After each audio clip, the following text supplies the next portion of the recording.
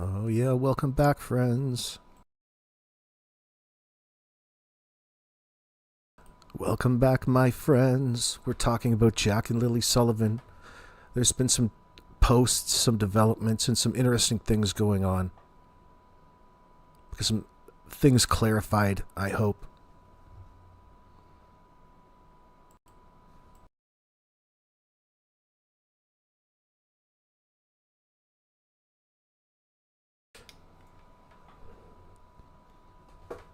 Wait till things get going here. I've got to do something.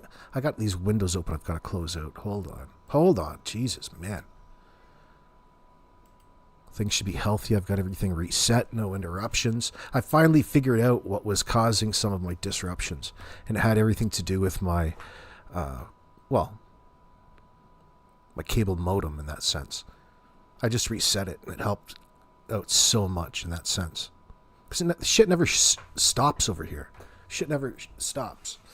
Things are always going. Trading View and YouTube and other things.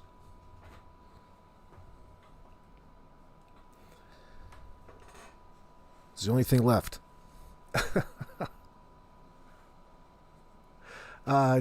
Julia, can I have a Cole's notes rundown of those clarifications? It's not going to be any clarifications. I'm just getting your hopes up. No. So, I don't know. I guess I get in. It's on my mind because I watch Mike Dammann. And I'm like, okay, well, listen, I trust Mike, and I trust that he is cognizant that he's not getting totally screwed over.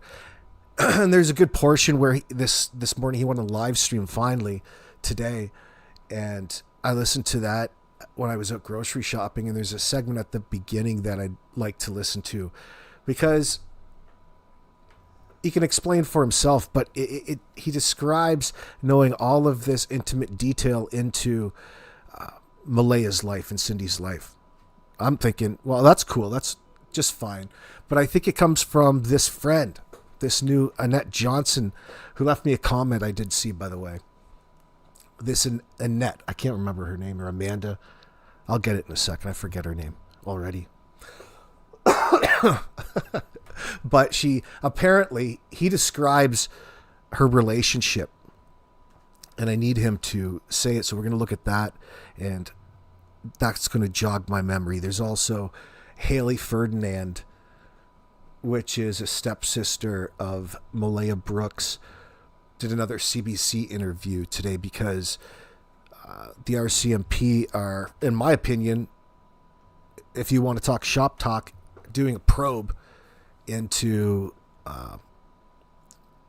things worth investigating, or they have to explain. It's part of the evidence building, and they're probing into this blanket after the fact.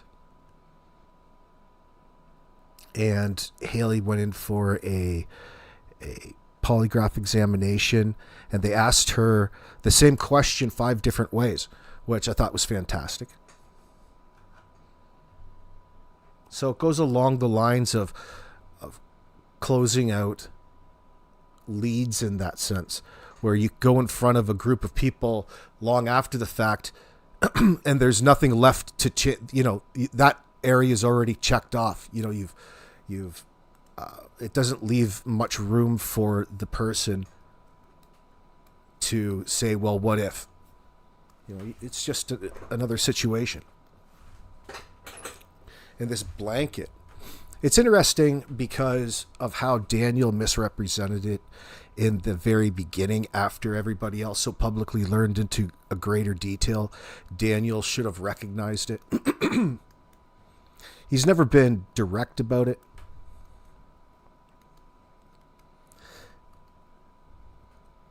Early on, I thought it was maybe a red herring in the sense that it was planted there to give Daniel an excuse to be looking in a certain area after the fact, claiming that he found this in the tree on the side of the road.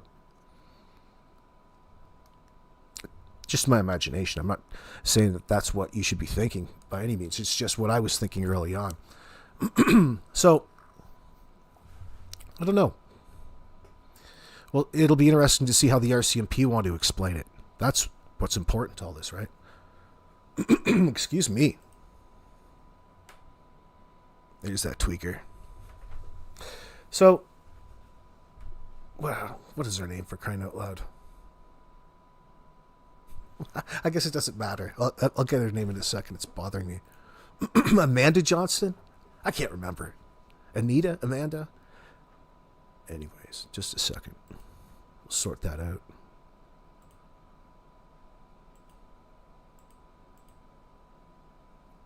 Comments. People are critical, and I think, this gal has been out there talking. What stood out to me, just as in passing, hold on, was the fact that Derwood believes her wholeheartedly. Now, she's claiming to be Cindy's friend in that sense. Just a second. I gotta close. I got my security system opened up on me. There we go. She claims to be a friend of Cindy's. No matter what, she's coming to us claiming to be an insider in that sense. But she has a problem with how Cindy is going about doing things. This is what I'm hearing, allegedly. And she came out really when Wade has also left the house. I'm not trying to sway you, but Wade allegedly, this should be easy to figure out. I mean, everybody knows Kiki. What is Kiki saying? Maybe Kiki can fill us in, or fill somebody in the background to verify, to see whether it's true or not. So there's a lot going on in the background. There's also this Mike was looking at this article from this with the heading named Frank. I'm very skeptical of this article because it looks like, it sounds and looks like it was written by Kent. And who the hell are we to be taking some random Facebook message and allegedly here in this circumstance, it being Henry Brooks, and it's not even talking hold on. First of all, it's a comment. Supposedly Henry Brooks left somewhere or posted. I'm assuming on Facebook. Now it sounds like somebody's just made it up and copied it and put it to an ad. It's very suspect. It doesn't even sound like something that you'd say to your daughter, especially publicly in that sense. Oh, next time this happens, meaning next time you lose two children, make sure you call me because I'm a tracker. It sounds like something Derwood came up with, dude. Not to mention, it was more defensive of somebody who was so blatantly and obviously guilty and associated to the guilt of the two missing children, which is Daniel Martel. They take a defensive tone as though they're on the payroll in that sense. Daniel, like for example, Daniel's not even a criminal. I don't even get to read it. I was just seeing little excerpts of it, but you can get that tone. So God knows what this publication. I went and Googled it. I Googled the Frank, and I Googled the words from the article, and I couldn't find anything that came up. So it tells me that it's somebody's like half put together, maybe WordPress blog post or something. It's fucking ridiculous, and God knows what it was for. Anyway,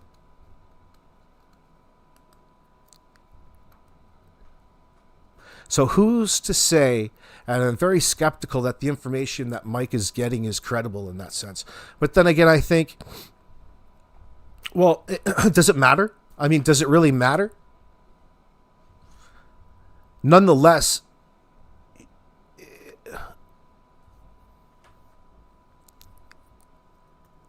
it seems like a coordinated smear against Cindy and Malaya in this sense, but they're coming with things and intimate details that you just can't ignore in that sense. It's worth talking about, at least briefly. So that's what we're going to do.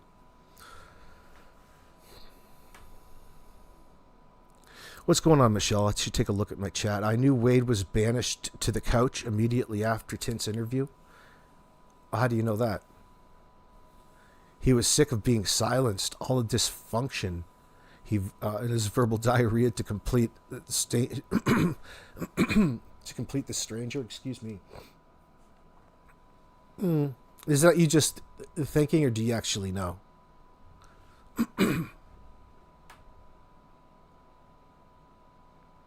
Comment from Chelsea Gray on our last live, one of the highlight videos, states, AB, thank you for saying this because that is exactly...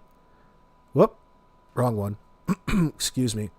Where the hell did it go? I had it pulled up. Oh, there it is. Chelsea Gray left me a comment. I've said it early on, and I'll say it again. All 3 adults on that property are responsible to leading to Jack and Lily's disappearance. And that's saying it nicely in a non-speculative way. Thank you for the video, AB. The truth will come out. Absolutely. Clear. That's crystal clear. Chelsea. At the end of the day, that's what makes it worth talking about at this point in time, because people are so frustrated.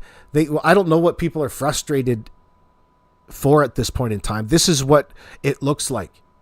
You can never satisfy certain people because they refuse to acknowledge what's going on. Even this gal that came up in the CBC interview, this maybe her mom works at the CBC and she got, she knows somebody that works there. Maybe she got a cameo appearance as the person who is supposed to be a professional at this. Maybe it was organized ahead of time as to what she should say.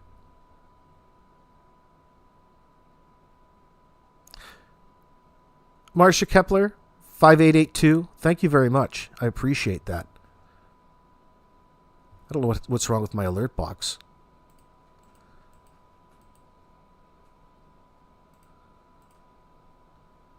Nothing's wrong with my alert box. Thank you very much, Marcia. There's just no audio. What happened to the audio?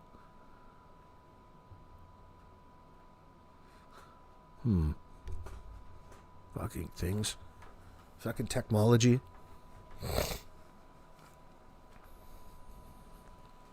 Belinda Gray sent a message right underneath it. She said, it's not about look over here or there. Here and there are connected. It's like Obi-Wan Kenobi. I wish I knew what she was referring to. I'm assuming she heard something that I said. I think I understand what you're saying. It's not about here or there, Han. Never talked to Han, he talked to Luke Skywalker. Luke. The Force. Helicopter Grandma, that is absolutely horrible. Not trying to call you out. But you do, but do you know the family? It doesn't matter, just asking. Who are you talking to? Oh, Mayflower. What did Mayflower say? Mayflower, Helicopter Grandma, he has been getting death threats. Who?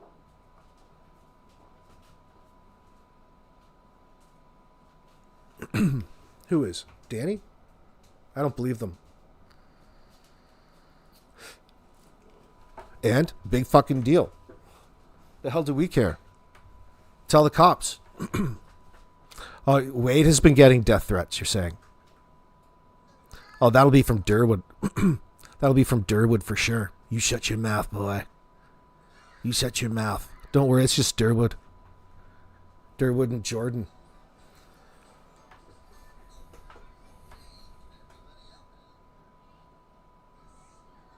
Derwood should go straight to the CBC and just lay it all out there.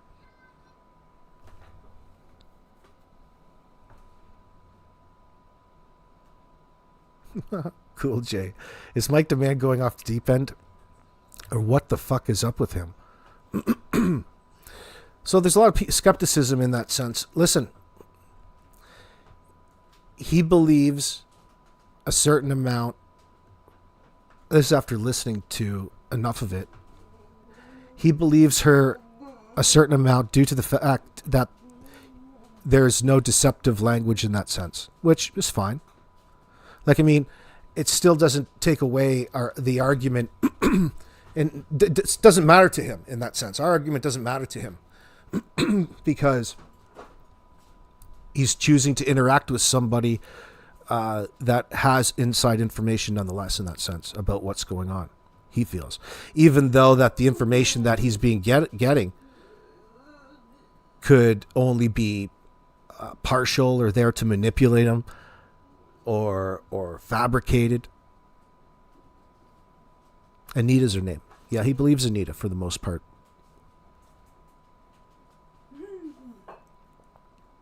I don't know what to tell you. We'll get to the bottom of it. Derwood wants to talk to Anita. LOL. Yeah, that yeah. That's crazy. Oh, Derwood, thank you. Hold on.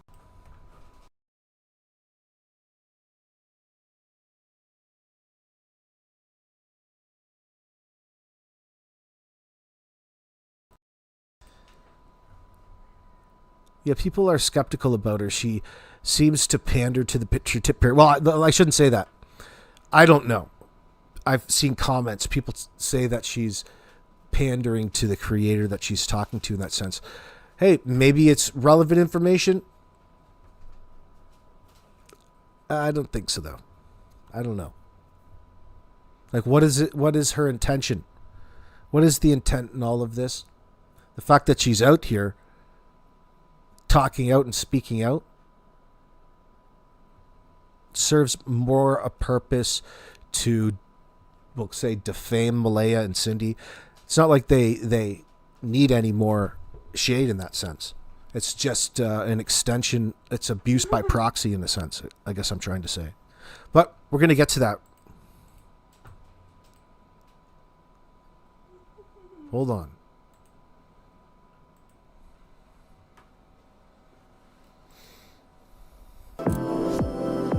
Reminded me again. Just a second. Tried to sell me these damn cars. I'm not going to buy a Hyundai.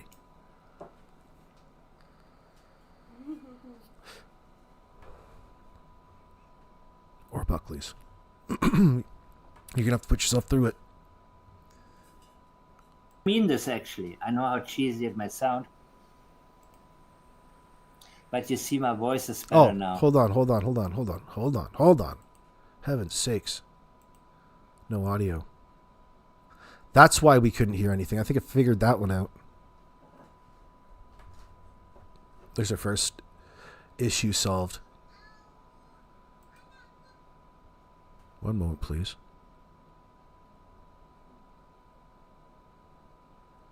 This is timestamp 354 of Mike's hour-and-a-half video. So much has been happening. So much.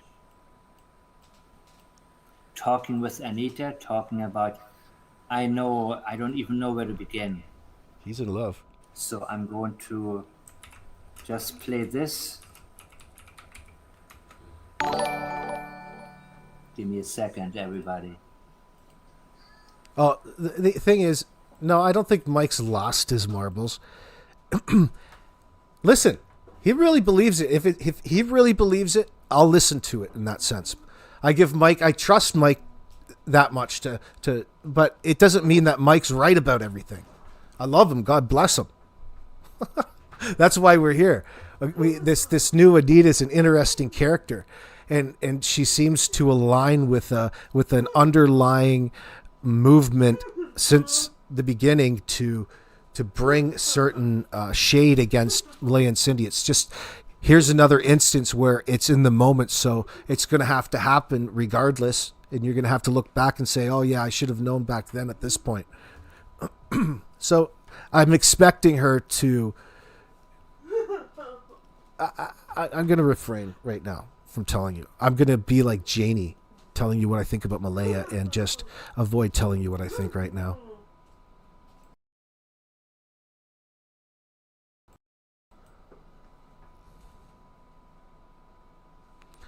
Sky Painting, you're in my chat saying Anita and Derwood are friends on Facebook. Oh, are they? If there was an issue between them, you would think one of them would unfriend the other. Well, if anybody's a friend of Derwood's on Facebook, yeah. she's in the clique, man.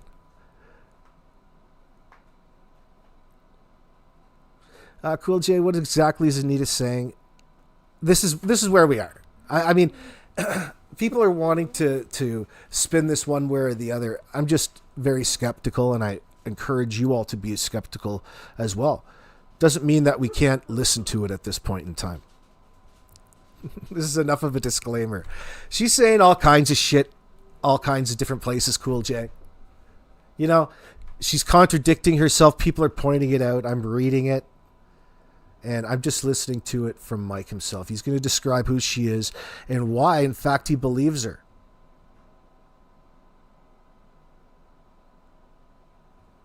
And it's not a big surprise. It's the lack of deceptive language. That's his basis for believability in all of this. Well,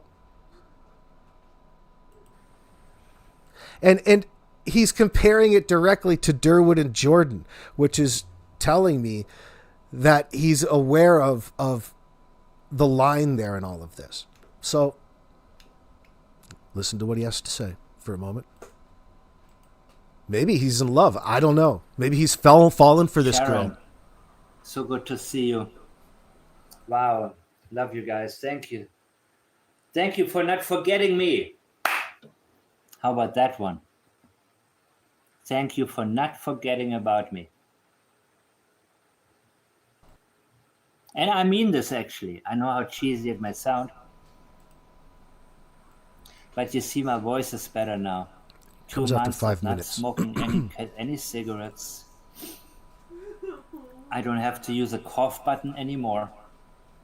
Ilyanka, wow, it's nice to see you guys here. You know what? I finished a 1 hour.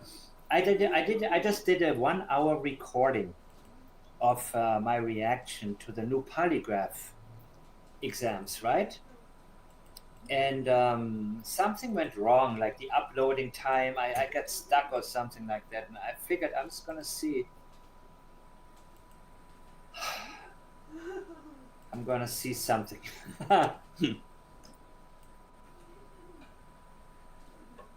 You have no idea what I have learned, guys. Here we go. About the inside of Cindy Murray's home, about the upbringing of Malaya. So there's all kinds of things here. So he says he's learning all kinds of things from the inside of Cindy's home. So apparently this Anita was with them or spent a lot of time or was living over there or was involved in, she claims, caring for Meadow after Malaya had left Daniel when the kids went missing. I mean, it's very indirect if you can't describe what it is, in my opinion. But I don't want to be too scrutinizing too early at this point. Belinda's not.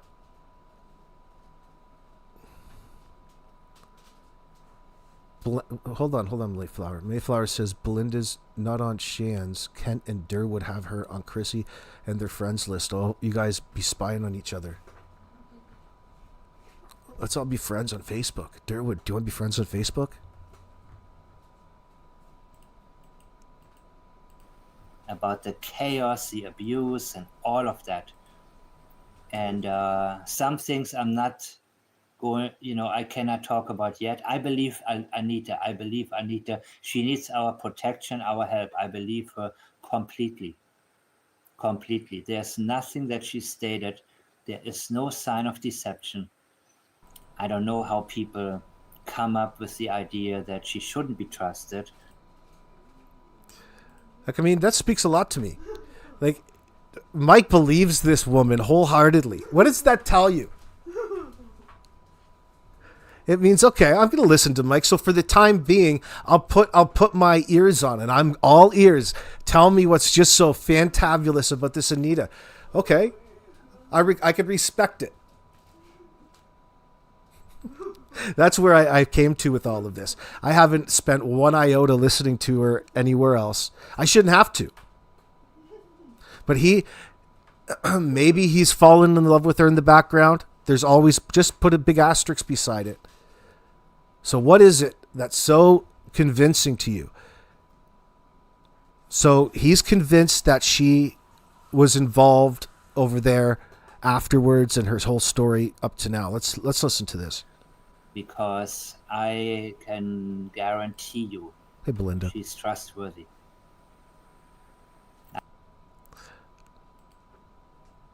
Come on, man. Yeah, Cool J says Mike Dammann's getting catfished by Anita. He's not susceptible to it. Anytime that you ask people to contact you, especially sitting up here, it's a guarantee. It's a guarantee. And that's the only thing that you should be guaranteeing is the fact that you're opening yourself up to manipulation. Hey, but listen.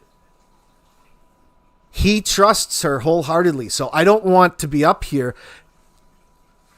starting to defend him. That's out of his own mouth. You've heard him. I'm convinced that he believes her. So, okay. Then I'm looking at it just a little differently in that sense. Do you know what I mean? Yeah, Belinda Gray says, I believe she showed him proof, and she did to Belinda in that sense. All right. All right. Belinda Gray also states, since if you're asking, I think she's saying that she's not on Derwood's or Chrissy's Facebook friends list in that sense. That's good to know. Thank you, Belinda. It's worth mentioning. So that's all I'm saying. So and I hear all of the arguments, and I'm sitting back and I'm thinking, well, it's going to seem a certain way because of where she's coming from in all of this. And the news that she's bringing is going to be negative and negative towards something. And it's easy to get cynical, especially when you're dealing with so much deception. So I had to force myself from trying to find all of the questionable things into just considering what it is that she's saying to begin with. And that's why we're here. So let's listen to Michael for a second. We got a zoo going on behind me. I can guarantee it. And I'm not even interested why some people. You see, it's so weird. People believe Derwood, but they don't believe her. Oh yeah, people are fucking weird. People are so weird. You know what I mean? So about the okay, some things I'm not going to talk. I promise not to talk about. But I'm overloaded with information right now. So even after this live, I'm going to still post the other video. But you know what? Right now, I feel nostalgic, man. All right, let me go ahead. And now it's the subject of a second round of police polygraph examinations. It was in an odd spot, an odd position. It was. You have no idea what a house of horror it was. I mean, the abuse of it's unreal.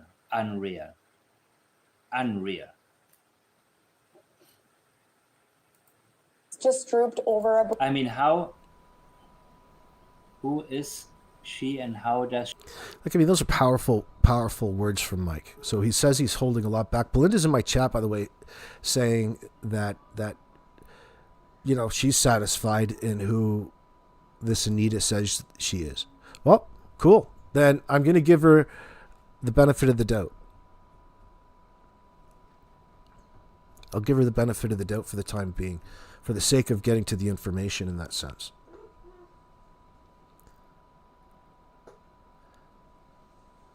Chelsea says, Helicopter Graham, I don't trust anyone either, but I listen. Yeah, so I think we've said enough in that sense.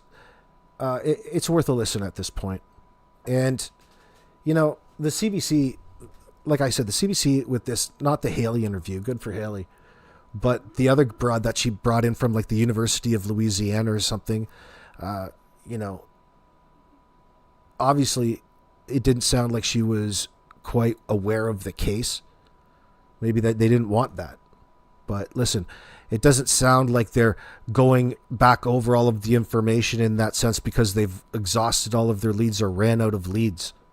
And they're genuinely trying to solve the mystery that was laid out before them by these fucking idiots. Okay? This is what they call a probe.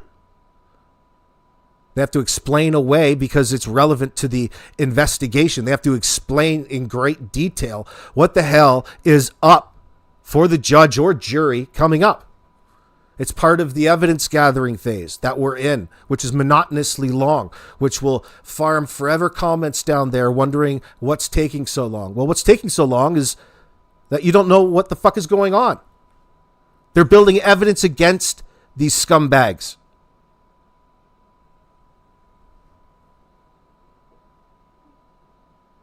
Janie, Daniel, and Malaya, to be specific.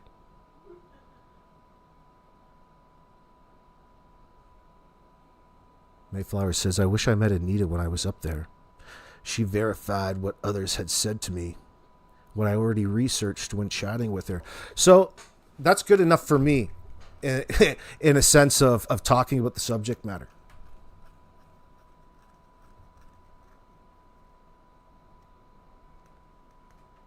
So I guess that's the clarification that we were looking for.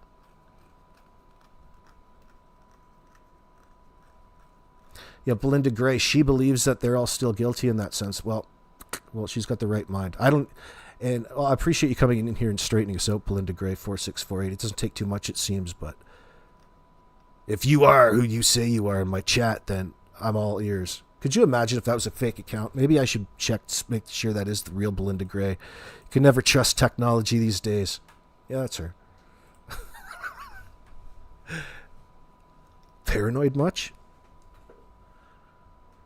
You should see me when I was paranoid.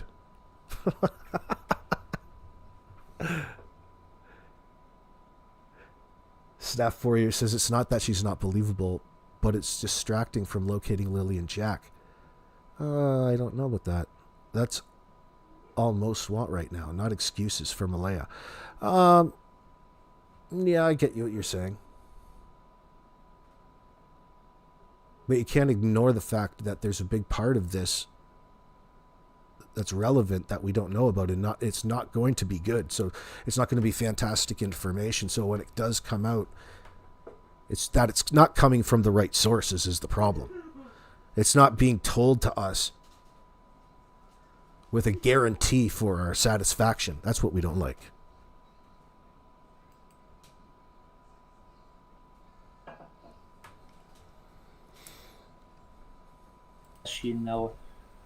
She was best friends with Cindy, and she was there to take care of Meadow when they moved back. And she learned how much covering up has been going on. And she is very close to Wade.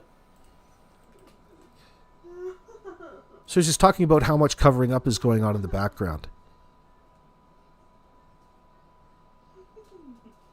I mean, that's powerful.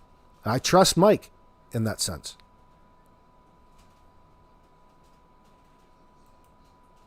Wade no longer feels safe in the house and he moved out. That blows my mind. That blows my mind. If that's true, I'm going to say and consider that it is true. That doesn't surprise me. Think about all of the... that's true, says Julia. I don't blame him that he doesn't feel safe anymore, considering what they're trying to like cover up. Imagine just trying to talk to Cindy, to yourself. You could see a new level of denial and things that you didn't necessarily admire in a person. Change things. So that says so much about what Cindy's probably doing in the background.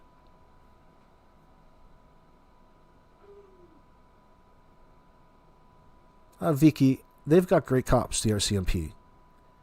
We do a good enough job out here in the public. What's wrong with what we're doing now?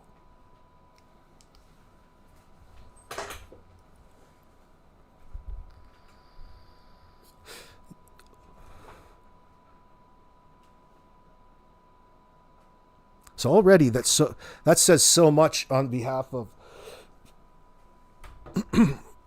Anita in that sense. And I'm just saying, again, I trust Mike in this circumstance. And he lays it out well enough where, and another thing, it offers a little bit of the truth like this, offers Derwood a bit of a break in that sense. Something else to latch onto instead of having to fabricate completely on his own. I hope I'm not saying too much here. Well, sometimes I don't have time to explain too much and just say, you know what, if you trust me enough, I get ahead of myself at times. I catch up as I find the time to do it. But she was best friends with Cindy until she found out certain things. And she's the one whom Darren Gettis threatened, in case that you guys have listened to my recent recording of his. Yeah, his recent recording where he didn't talk at all. He talked about Anita's husband, but he didn't use his name. He didn't use any of the traditional ways of intimidation. In fact, he used Mike's name and my name more times than the person he was sending it to, which made me a little skeptical about the messages. That's all. I'm thinking, for all I know, they could just be fucking pulling our chain.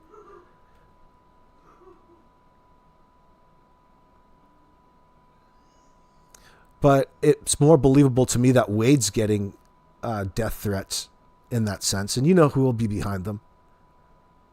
I don't think he's scared. He knows what's up. He's armed.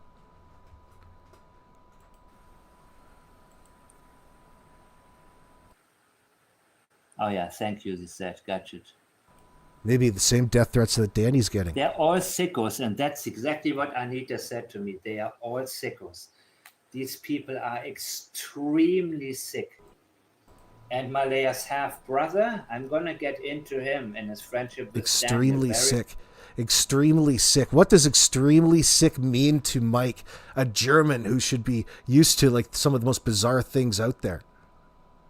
It would have to be incest. It would have to be. Now you're talking. Now we're going to be selling tickets to this. Holy shit. Talk about upping the interest level to a case.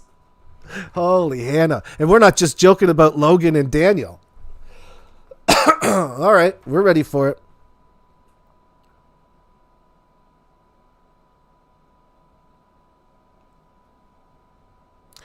Wade is a Paris, right? He ain't worried about these hillbillies, Cool J says. Wow. All of the threats are coming from a desperate suspect relying on something like that to work. It's not like they would go out of their way to do anything at that point in time.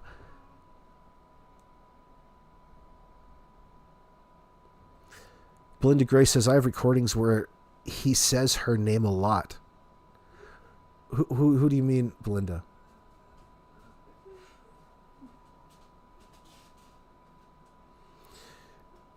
VB, I think you're onto something. It must be harder with DNA testing with everybody being related.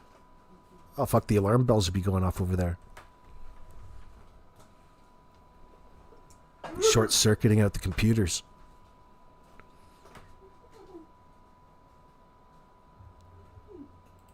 Very soon. And why was he driving that car? There's so much, people, so much you have no idea. And again, things are moving right now. That's why they are threatening her. And it's not just enough to say, "I gotta do what we can to keep her out there, to keep her name out there." And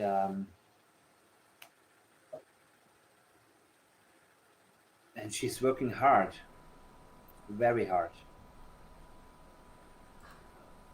to bring justice.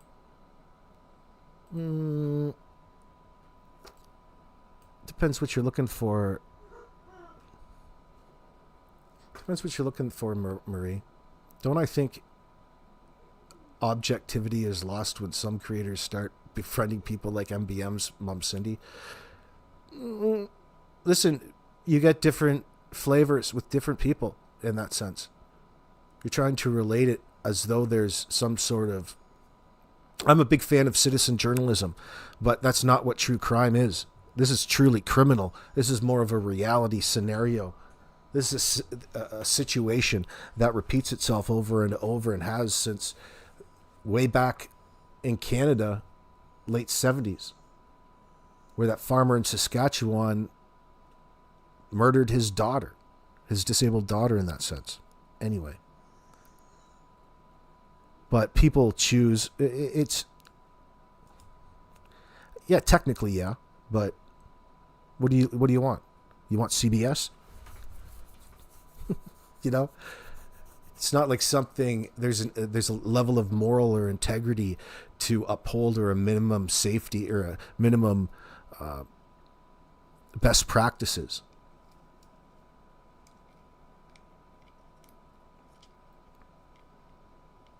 I mean, sometimes,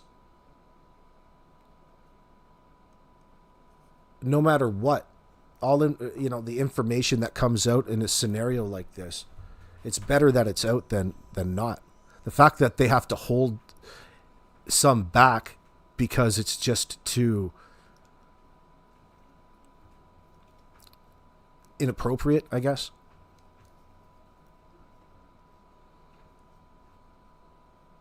Tells me that it's probably more true than not. It's coming from the inside in that sense. And it speaks to how they're behaving in the moment. Oh, where the hell all my chat's going? I gotta refresh it. It's like it just stopped. Excuse me. Oh no, I didn't brilliantly explain any of that though, but some people are just comfortable talking about all of the things that they see on the CBC and what that could possibly mean. Fuck, we go way beyond that. They don't dare talk about the reality of the situation on a state broadcaster. So what information are people really discussing out here? You know, Mike and Ninchi and myself and Justin talk about the reality of the situation. Sometimes it gets a little bit hairy. You know, we're not really saying anything that Mike doesn't already know. I didn't think Mike was smoking LSD or something. It's crazy, though, because it's just how we, in this space, get and gather the information. That's what sets people's paranoia and suspicions off. But, listen, I'm still skeptical, but you should be, no more than usual. I'm not expecting the stuff that we get to know about anybody to be all that pleasant. But it's important, nonetheless, I feel. Not for the sake of turning judgment or casting judgment. Every other reason. Especially when we're analyzing their statements and fact-checking and back-checking and figuring out what the hell is going on and why. We've already answered all of that. We're just looking for, the progression in the situation for justice to catch up with what we already suspect.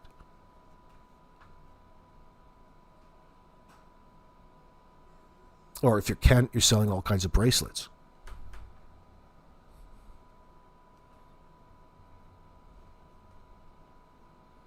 Yeah, Marie, thank goodness for some true crime. Some of it's fucking crazy.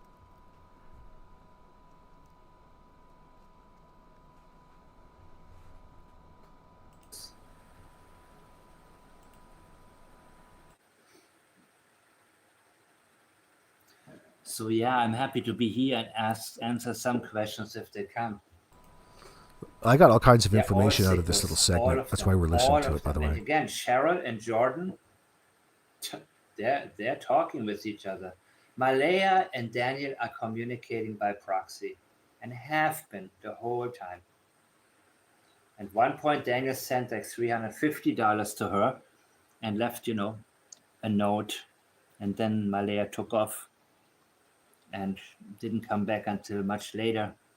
Maybe they met. Then he sent 200. I don't know where Daniel got all that money to send to Malaya. I have no idea, but I believe it.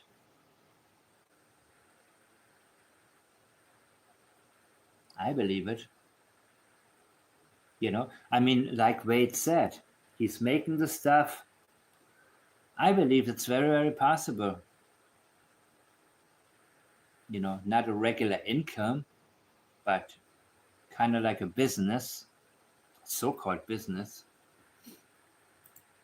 Branch on a thin tree. It was nothing that, it definitely wasn't stuck in there. It was just there. So what do you think when you look at this picture here? Does it look like it was stuck? I cannot tell you. I mean, it looked like it was a little bit stuck, don't you think?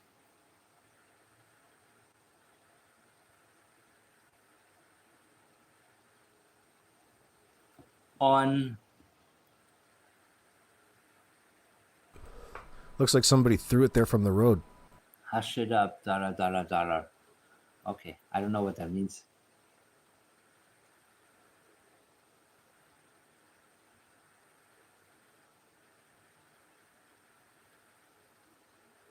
Yeah, could be placed. Thank you for saying it as you see it, GSP. And say it like you see it all the time. We are here to figure out what the truth is, no matter what it turns out to be. Yeah, they keep quiet. Hush money, sorry. I need some glasses, man. I cannot see. I swear that's what it is. I'm not losing my mind. I'm losing my eyesight. How about that?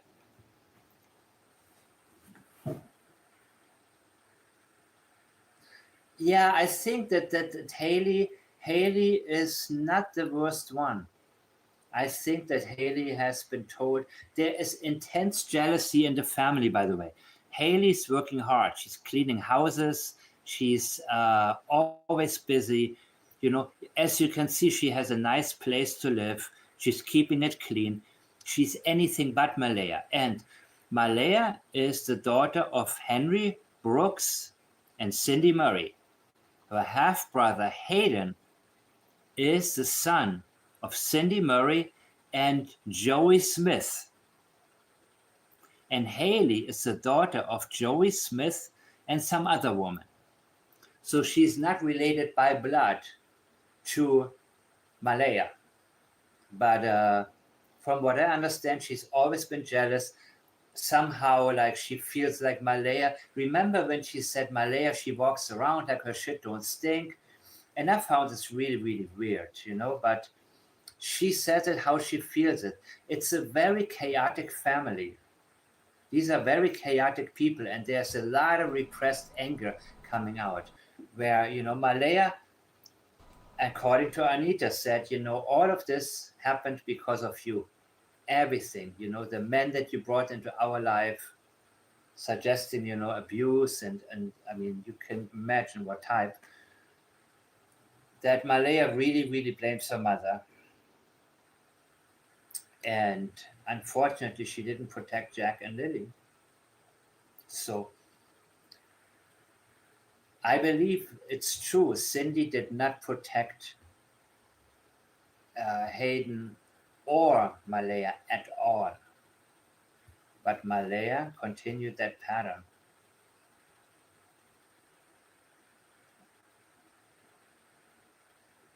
And Haley, she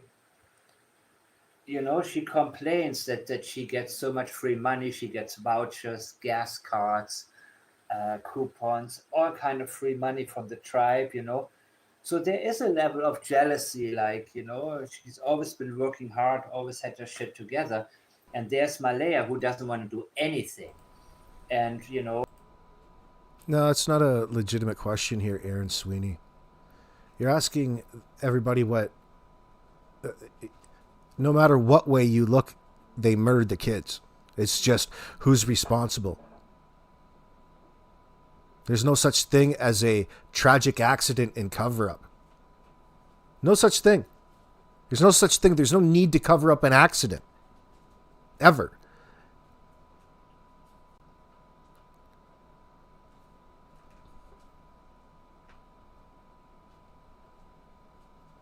They failed to protect their kids. In fact, quite the opposite. They're in the negatives. They brought harm towards the kids. And they're covering up to avoid responsibility in that sense. Remember when your mom used to tell you that I can make you disappear? Well, maybe your mom didn't say that. Mine did. I'm still here.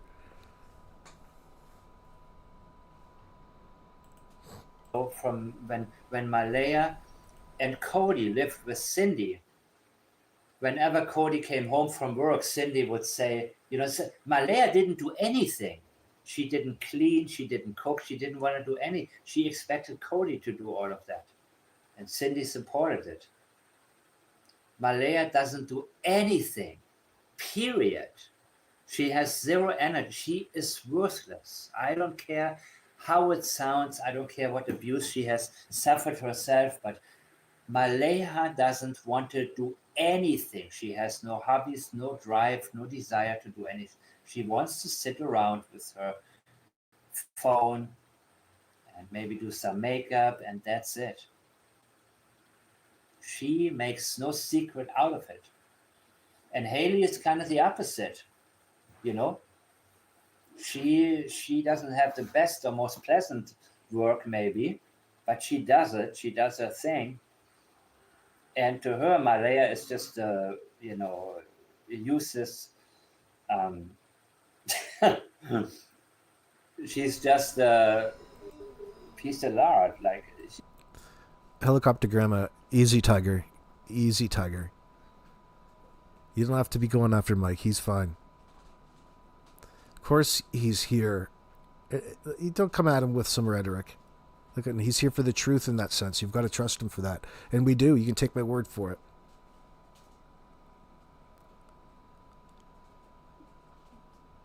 You got to listen to him more, Helicoptergram, or you'd have a little bit of trust in it. It does sound bizarre, but there's a reason, and that's what this live stream, he needs to do more of them, by the way. That's what he cleared up in this little segment we're listening in all of that sense. You don't need to be threatening the man. Helicoptergram is going to come after Mike Dammann. Possibly. You know that, but it gets so frustrating. Well, you don't be taking it out on him. Take it out where, on Daniel and Janie where it belongs. Misguided anger. Okay.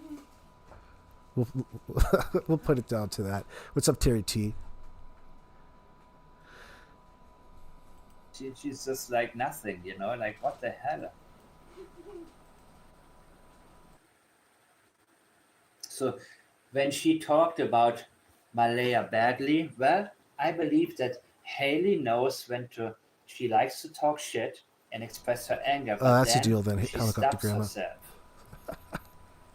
Because I do believe she is Team Malaya in the end. And by the way, I don't necessarily think there is like Team Daniel, Team Malaya.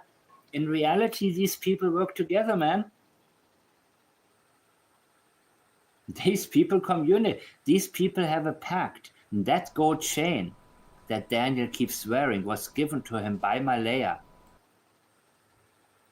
And he is wearing this to signal, I'm still with you. Yeah, he's angry that she left, but they are in this together. And now I'm reading your comments again.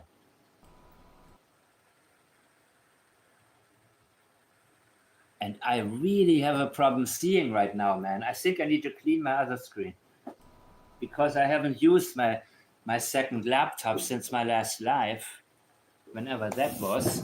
Ooh, I was right. It's cleaning time. God, I love being unprepared. Yeah, generational patterns. She probably traumatized. I agree with you.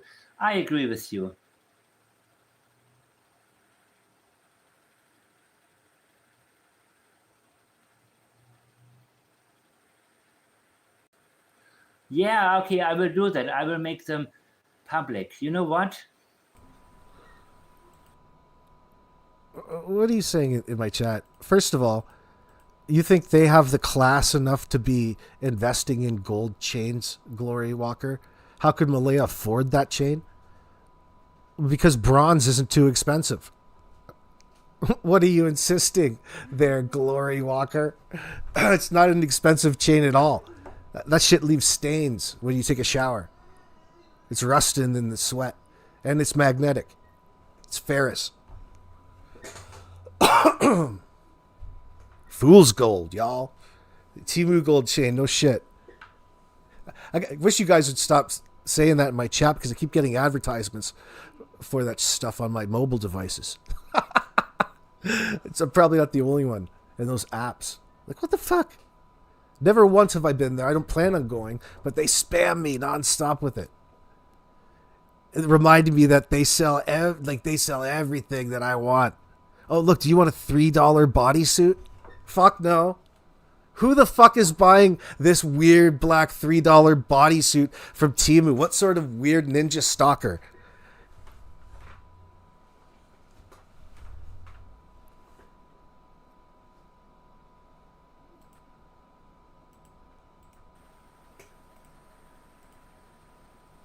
Let me say it like this. Sometimes I like it when I have some really sensitive videos. I sometimes like to first make them members only and first have a smaller conversation going.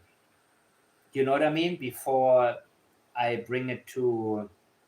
And I allow people to correct me. Let's say it like this. Did I miss something? Should I make another video? Should I present this in a better way? Great example, the car video. You know what I mean? Where I actually like the member section to have it like a test run, if you will. You know what I mean? You know what? I don't smoke anymore, and I don't drink alcohol at all since New Year's. Because I'm, scared if I do, I'm going to smoke. But I drink coffee like crazy. I mean, I drink it day and night. And I sleep after it. So when people say like, oh my God, it's already 4 p.m. It's too late for coffee. I'm like, what? Are you crazy? You know? I drink it all night. So I do other stuff to eat cigarettes, to shit, man. Who knows? Maybe my eyesight is bad because I don't smoke, dude. But I don't have to use the cough button every 2 seconds like before. Oh, don't mind him. He's just getting sidetracked here. This is his live stream from earlier. He's allowed to do that. So. And people caught me coughing too. Or if I was second round of standing up for whatever. So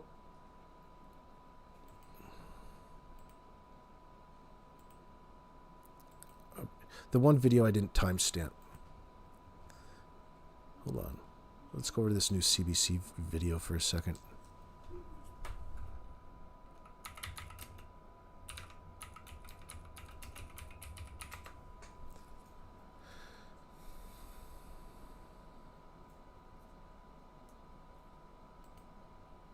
There's no greater flavor than arms. And fucking cheeses. I get all kinds of cheese like advertisements. In a tree. Cheeses I don't eat too. Anyway. Cheeses I would never fucking eat. I wouldn't even try it. Like, I don't want all kinds of weird flavored cheeses. I like my cheese to taste like cheese. Is that too hard to ask? And I want it to be made from natural fucking products that isn't refined or enhanced or altered, especially on the labels. Hell. Make it psychedelic cheese, bro.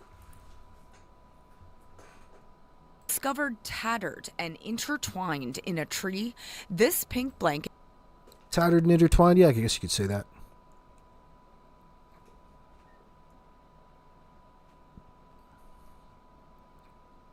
Placed there by a tweaker. It is one of the only pieces of physical evidence in the mysterious disappearance of Jack and Lily Sullivan. And now it's the subject of a second round of police polygraph examinations. It was in an odd spot, an odd position. It was just drooped over a branch on a thin tree. It was nothing that, it definitely wasn't stuck in there. It was just there. Haley Ferdinand was one of the people who came upon the piece of Lily's blanket off Lansdowne Station Road on May 2nd, 2025. She's the stepsister of the children's mother. It was the first day of the search as crews scoured the woods for Lily and Jack. Since then, family members on all sides have suggested online and in the media that it was planted. Ferdinand was asked about that in a polygraph examination on February 20th. It was, did you plant the blanket in the tree? Did you place the blanket in the tree? Did you put the blanket in the tree? And did you leave the blanket in the tree? Ferdinand says she answered no to each question and was told at the end that she passed. In Canada, polygraph tests are used as an investigative tool and are not admissible in court. A number of people close to the children underwent polygraphs in the weeks and months immediately following the disappearance. Michelle Janice says police use polygraphs to help shape. Yeah, sorry there, Michelle Janice. You barely look like you're getting by in college. Why the hell are you on the CBC telling us about a case that you don't know anything about? Lose the eyebrows, honey. Nasty. This is a shitty article. You can do better than this, especially with taxpayer money.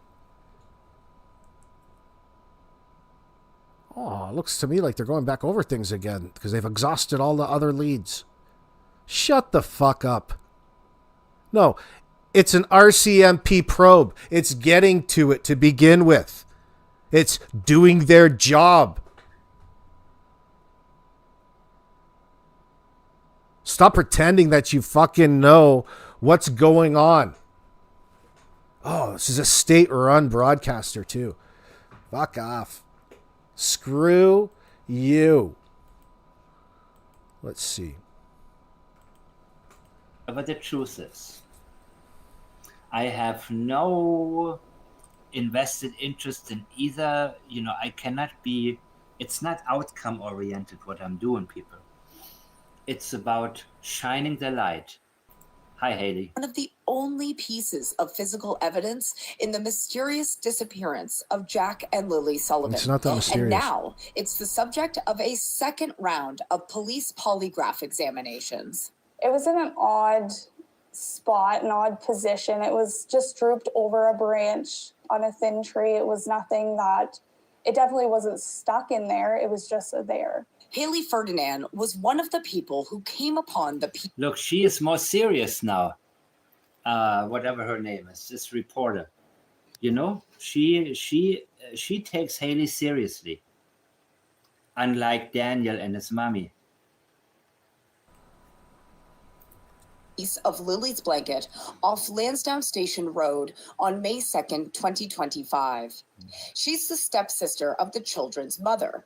It was the first day of the search as crews scoured the woods for Lily and Jack. Since then... Let's see what else you're fucking saying here, Mike. So, Malaya's Family Secrets Part 3. So should we be going back through and taking into consideration the things that he was saying? Okay. All right. Oh, members only content. I am a fucking member. What's going on? Oh, I can't restream that. That's fine. Okay. See, look at that. I am a member. Our members, thank you, channel members. There's my fucking name right there in lights. Do you guys see that? How come you can't see that there and I can see it here? Tell me why. Why? How come only I can see that? Just a second here. Something. Well, that's because it's probably hidden. Did you think of that?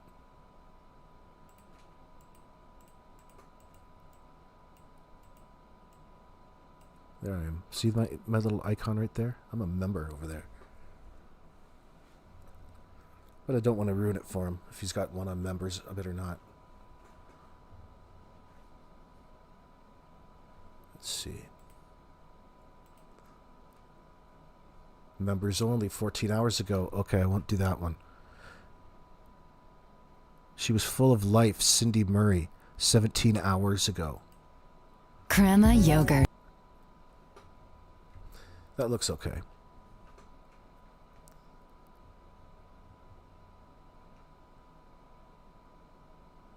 Oh, Wayfair. Oh, look at me. All right, just making the millions.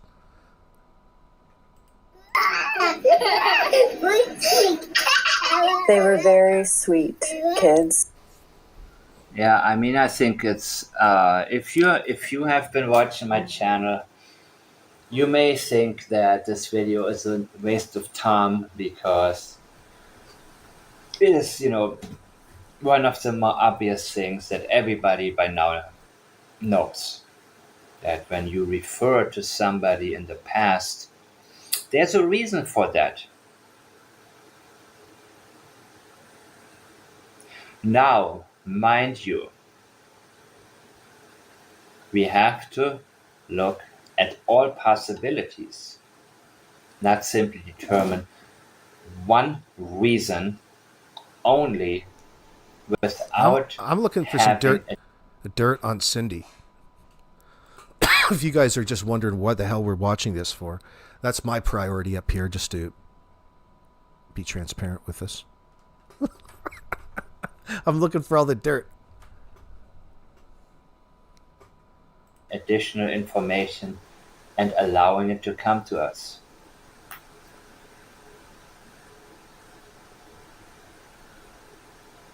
Miss K, you got probably a point, but I think that there's more to that. Her mom's place is not safe, and I think it makes sense that house is dysfunctional and not one of them were deemed safe to take Meadow by Children's Services. There's a reason for that. Well, they revoked that. I think there's more of a story behind that. That's what we're interested in.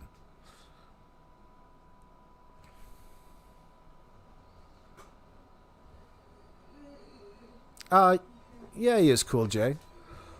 To a degree, but there's some that he's withholding in that sense. He's telling us. He's just not telling us everything in that sense right now because it's not for him to tell. If he comes out with it on YouTube, then it's all on him for coming out with the information, and it takes the power away from the person who it happened to and whose story it is, for example, meaning and the dude's got a point. I mean, that's a great point in that sense. So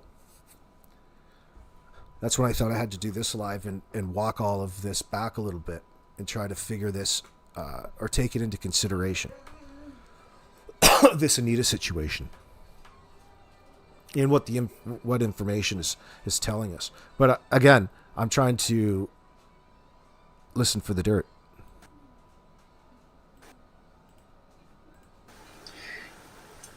He was, well, you can talk about somebody in the past tense when you talk about certain events or certain ways somebody used to be. There are appropriate times, but do you mean that Jack and Lily, wherever they may be, would not be sweet children right now?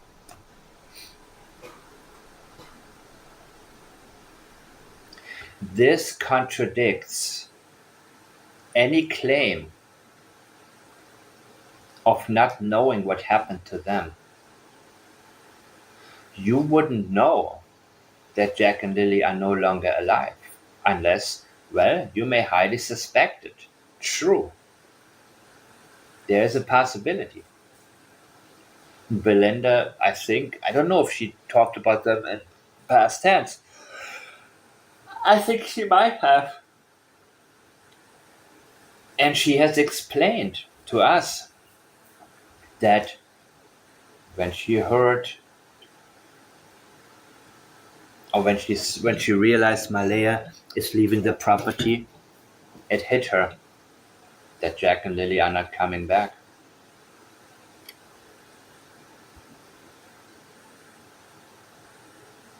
So when she refers to Jack and Lily in the past, it aligns. Nothing is out of pattern. Everything lines up.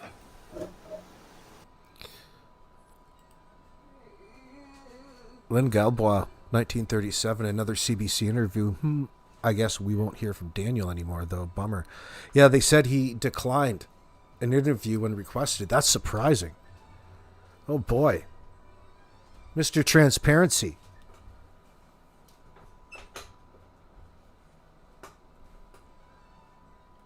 Wonder why he doesn't want to talk. So surprising. Sarcastic. Past tense don't mean shit. Everybody and their dog knows the kids ain't coming back, Cool J says. That's true.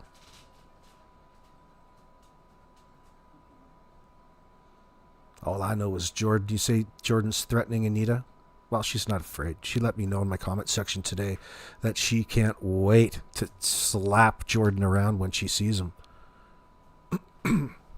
We should organize a meetup at the courthouse. Just go slap happy right in front of the courthouse. Make it easy on them. Especially with Kent. I'm going to tip 100 of those bracelets together and just beat him with it. Just slap him right across the face with that one big rubber multicolored band. Probably wouldn't even faze him because of how thick his walrus-like beard is. It probably has like 4 lunches in there. Could feed a small group of people.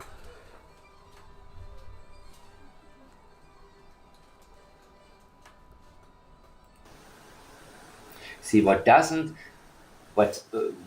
make sense is Jordan telling me 5 or 6 times what he would do if he knew where Jack and Lily are. Where? And you may not realize, consciously what it is the person is actually doing, but it still stands out to you. And you say, wait a minute, this is really unnecessary to say. Why is he saying that? So if Cindy Murray makes a statement about not knowing what happened to Jack and Lily, well, then we need to ask ourselves, how do you think, why do you think that they may no longer be with us? Everything we say, everything, there's a reason for everything, people. Lily's laughter, she was so exciting to be around. Same thing. Was. So what do you know? Why past tense about Lily? What about now? She was full of life. She's consistent, people. She's very, very consistent. Now, some people, they may fluctuate and move from past to present. And sometimes it has to do also with specific moments, I'm just up here threatening Kent with a good time. Where, she used to make baby sounds, whatever.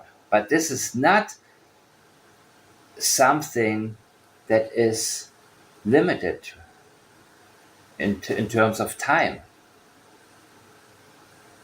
If you are full of life at the age of 3, you would be full of life, by the age of 6, and now the age of 7.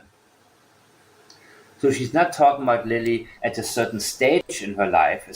Do you know what would be really bizarre? I tried to picture how life was for Jack and Lily in that nasty trailer that they lived in. It'd be so difficult. It'd be so difficult for Malaya to keep tabs on all 3 in such a small, confined area. And imagine being in there with Daniel. Where do you go to? Where can you go? Always be wanting to get outside. Like, how could you ever stay inside that long with all of those children without it driving you up the wall?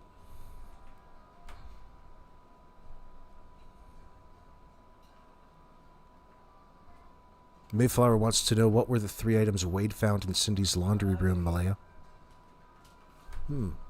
So that's what it is there? Man, this is interesting. The fact that Wade's involved and he's away from Cindy at this point. Oh, shit. That guy is a gold mine of information when it comes to being trustworthy in the public eye in that sense. Like, the public already trust him.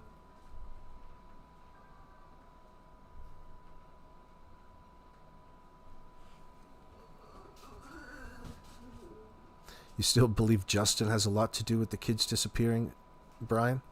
Well, you could be right.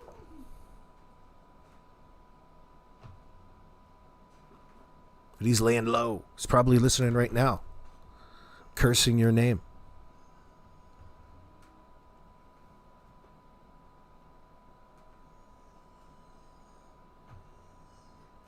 It's such a hell of a thing. How many people are going to get hooked up here for being an accessory?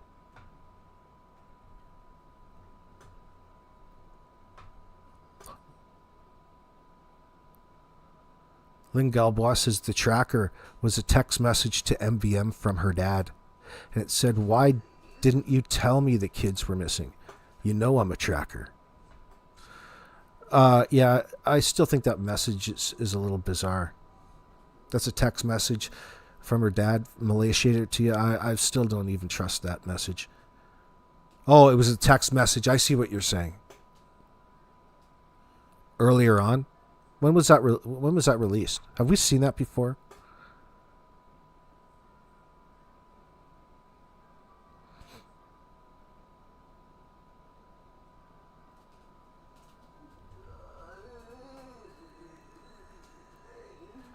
Time for Truth says Anita is the closest to Wade that's speaking.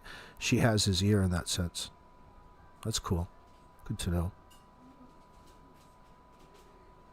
Well, you're slowly winning me. I'm warming up to it. I recognize it. If you're telling me, I trust you. It's worth listening to. All that means is I just put it in a different compartment in my mind, I guess. This case is going to get bigger and bigger worldwide. The Netflix docs is going to be huge, Cool J says. Yeah, you got it on Polymarket yet? Just a clapping seal. It was on Malaya's Facebook page. I'm a little suspect about it. That's weird.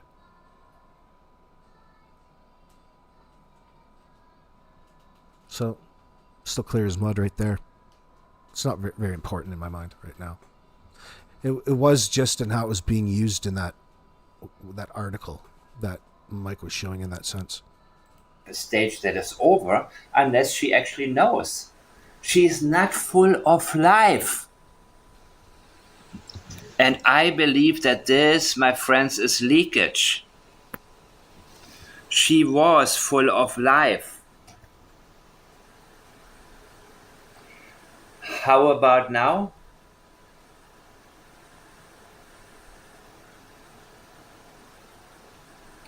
I think you can tell where I'm going with this.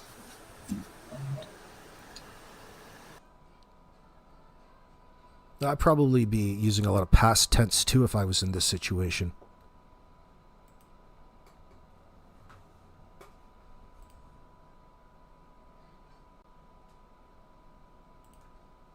Anita is telling me and clarifying a couple of things that, of course, it was Cindy's car, but others drove it.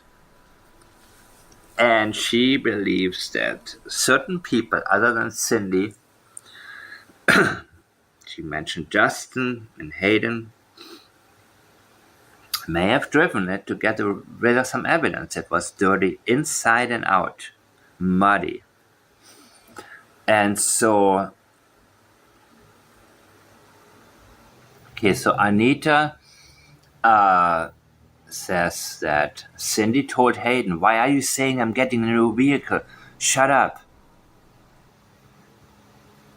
She said, "Let's go for a drive. You help me take care of Meadow." She said, "I have to go to Amherst. I want to look at something." And Anita said, "Okay." They got there. So she went straight to the dealership and looked at a black vehicle outside, an SUV. Walked inside. And Anita had the baby, Meadow, and went inside also. And Cindy asked the salesman about trading in her car. And they went in the office, and almost 2 hours they spent there. So Anita was getting irritated. It says that the baby was getting hungry, and she was getting hungry. And Cindy seemed very nervous, pacing inside, biting her nails, even though she's nervous a lot of times. So it didn't strike her as that strange. So she wasn't sure if she can get a loan or what the problem was, but something seemed to be not smooth. So they did the paperwork. So she went to Tim's next door a couple of times with the baby. I guess Tim Hortons. And she said Meadow was not in good shape when she saw her, first. Like, too thin.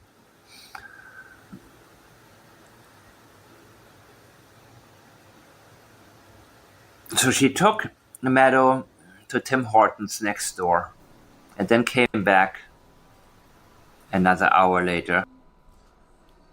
So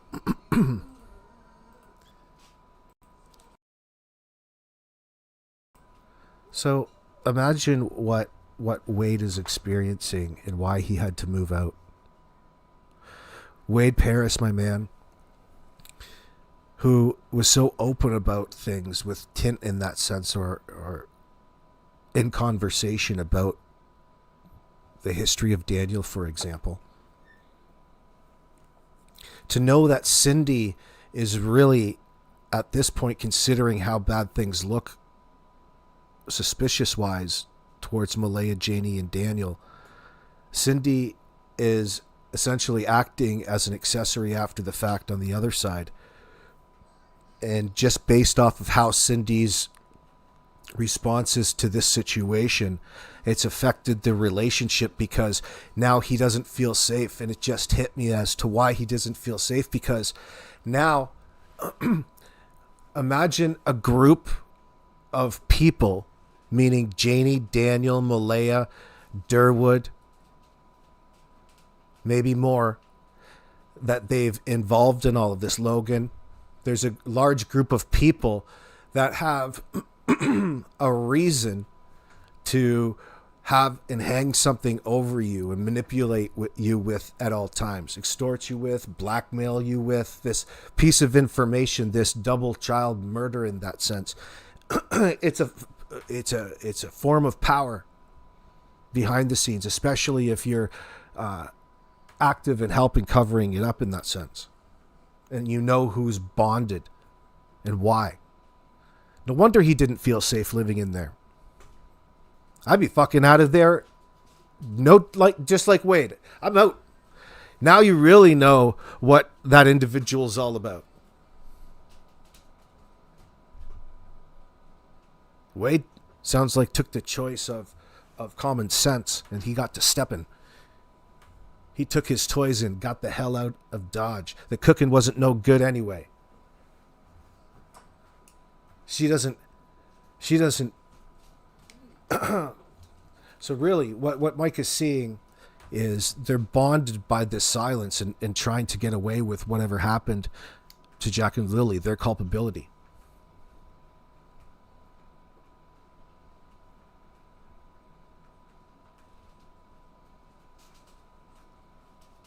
Man, I'd love to talk to Wade.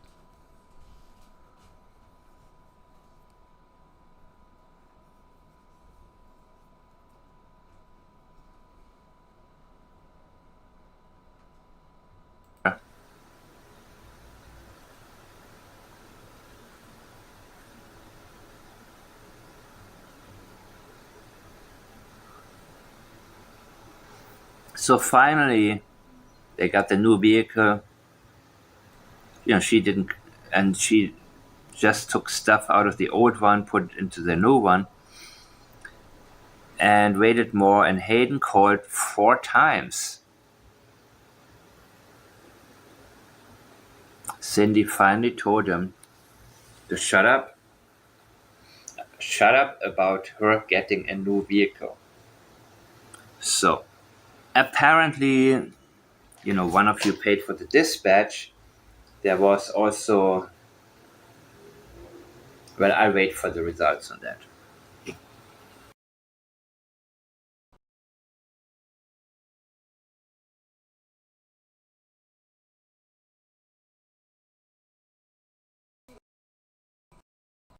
Oh, shit. I fucked up there. My apologies, Mike.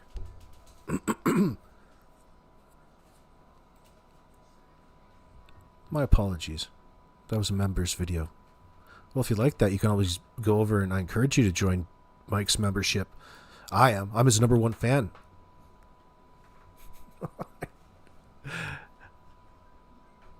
Yeah, Wade was convinced that all 3 adults on that property were culpable. His daughter wasn't cutting him any slack either. Yeah, you're right, Ginger's mom. Good to see you, by the way. Tom for Truth, you're not looking forward to being any older? What are you, 37? There's no doubt that all of the adults failed these children here, Damien says. You're not kidding.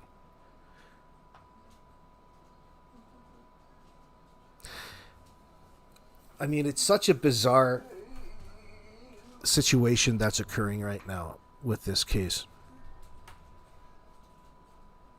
The RCMP aren't just going to simply let it go cold, especially when there's such obvious red flags at hand. Those are your clues. This case is easily solvable.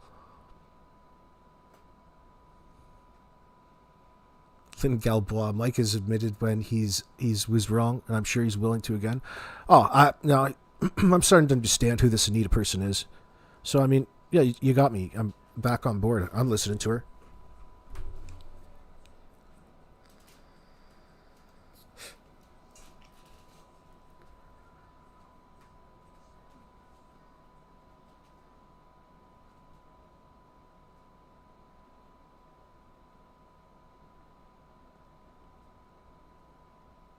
He didn't say she was. He brought it up in a question, Cool J. It was a suggestion, a possibility, an inquisitive tone. And he said some shit about incest.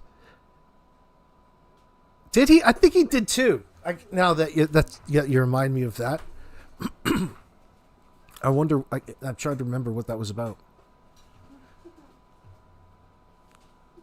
Now, you now have a different opinion about Anita. Very interesting. Yeah, I do too, a little bit. A lot.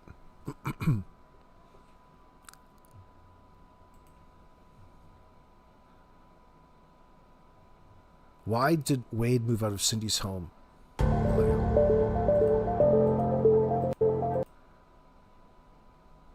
Oh, those seats are nice.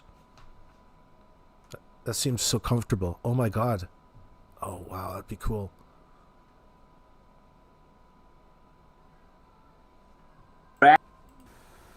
The people involved actually are. What? How dare you? Say that again. just how trashy the people involved actually are. That's something that I suspected from day one. And I gotten a little bit too used to this case, where I really, it became harder to believe what I actually looked at. Who are those people? Where do they find them? Are they real? Well, they are real. Believe it or not. I mean, it's absolutely mind-blowing. Mind-blowing how normalized certain behavior is in. Well, there's probably a lot of things that affect it. Ginger's mom says, I imagine Wade didn't like Cindy trying to allow Malaya to be a victim in all of this. Or, yeah, but think about what that encompasses. So, how could you even trust that other person at that point in time to do the right thing? Or what you perceive the right thing is? She's mad at Wade for sharing too much information in a situation like this. There's only one real reason when you strip things down to the bare bone as to why you feel that way, and it's to protect your own perceived culpability or your own responsibility. She leads on one thing in front of the camera, but she speaks in a slightly different manner, which what Mike was pointing out. But I don't know about this, but it's like she's not acknowledging what the real problems were in the circumstances leading up to Jack and Lily, nor does she really want to talk about it. She's more about talking about how she feels about a perceived notion, as though she buys into whatever the written narrative was to begin with. She's detached from reality when it comes to this case, like everybody else is, which is selective.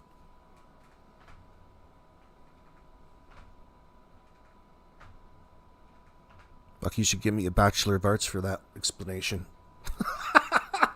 What a fucking idiot I am. No, it wasn't that good. I just couldn't shut up. That was a run-on sentence, excuse me. It's all in perception. It's all how you perceive it.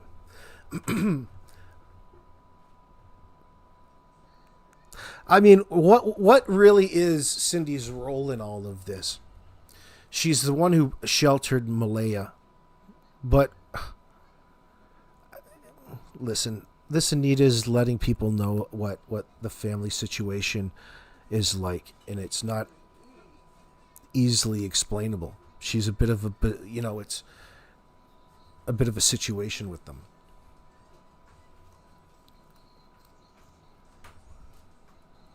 Yeah, and it had an effect.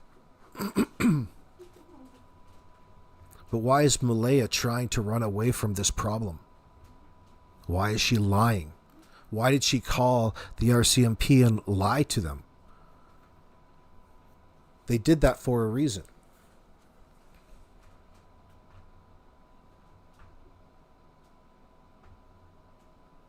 They did that in order to try to get away with something by planting a false story.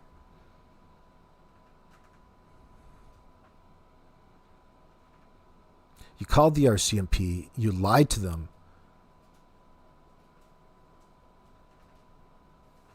Now you contradict yourself and you're inconsistent in your stories.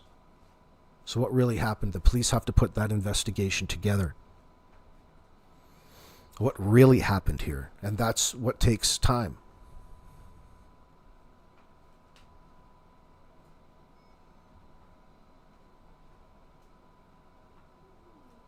It's not the RCMP's fault that they can't find Jack and Lily. It's Daniel and Malaya and Janie's fault. I want to hear all the nasty messages Janie left Mike that he hasn't played. Helicopter Grandma, thank you very much, darling. That's very generous of you.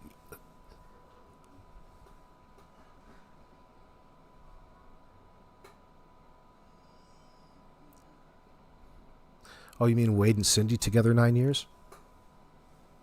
Well, maybe it's just time, you know? It would have everything to do. Well, if he says, look, at not feeling safe means that he's recognizing, to me, it means that he recognizes that there's a difference between him and Cindy in regards to not speaking about certain things. That's a crime in this situation, as far as I'm concerned.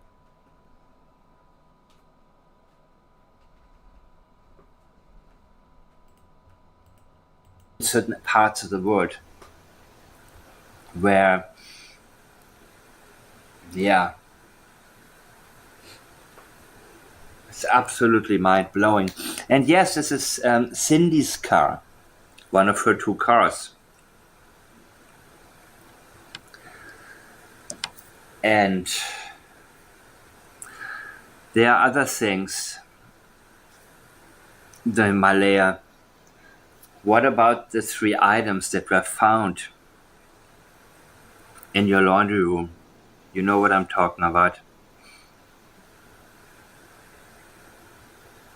What about Here. you know, let me see my notes here.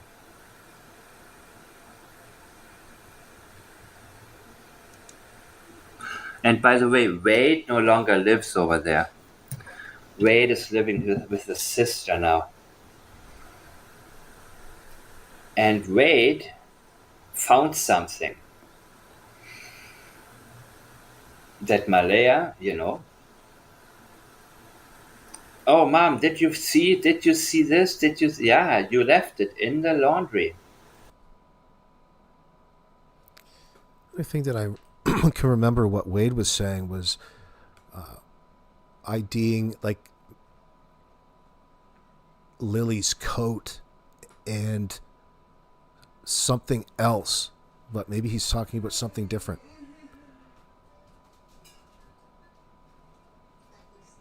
No, we don't do psychics over here, Cool J. Not at all. 3 items. Ring a bell, Malaya? Well, I tell you what, this is not going to go away.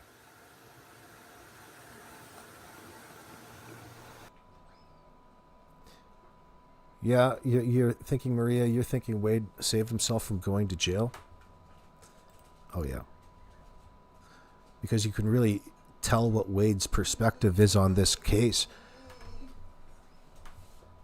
And if we're to take him at his word, one would think that he told the RCMP exactly the same thing that he told the rest of the world. No, Wade never went to jail. April, you're misunderstanding that. He's not in jail. He moved out of the jail that was marriage.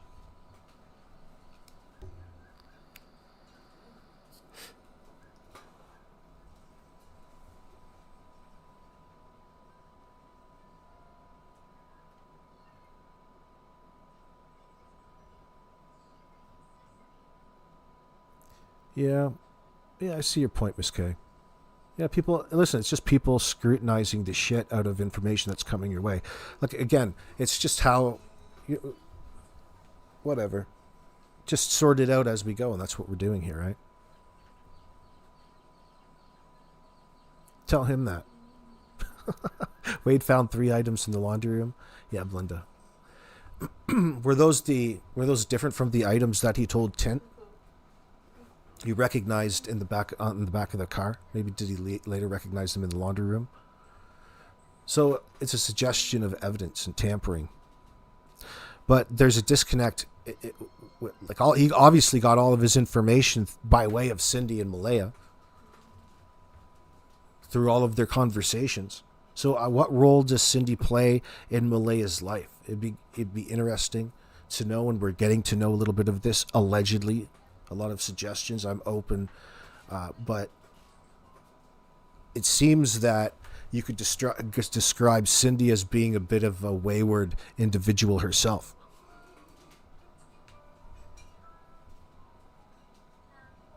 Historically. So obviously she doesn't have healthy, normal relationships with her kids. So she's probably put all kinds of abusive men first in her relationships over the years. Maybe she's a bit of a hussy.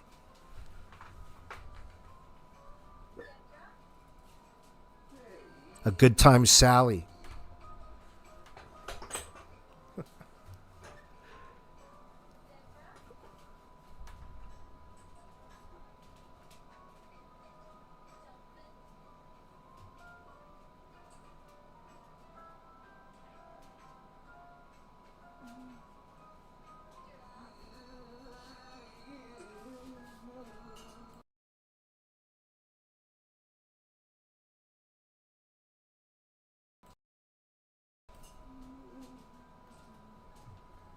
You don't be looking for anybody to believe Helicopter Grandma. You just filter in the information.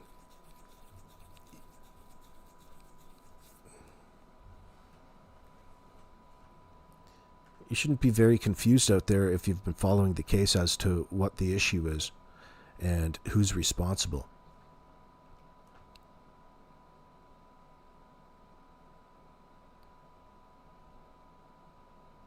Didn't Malaya's friends say that they stopped washing this stuff from the trailer because it was so overwhelming or too overwhelming? What do you mean? Stopped washing the stuff from the trailer because it was too overwhelming. Was this when Wade saw something in the laundry room? What do you mean overwhelming? Washing stuff from whose trailer? You mean the clothes that Malaya brought back? I don't know. I don't know how you where you would have got that information from. Was it nasty? Like what kind of nastiness?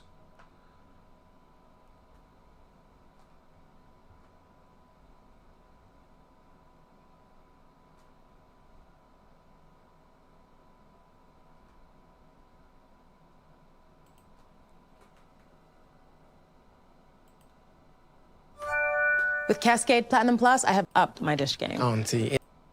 Okay. Fucking advertisements.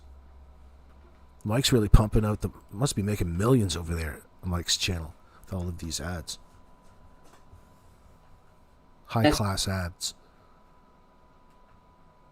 So here's this Anita Maxwell. I believe her. If there was any type of deception in her language, I would notice it immediately.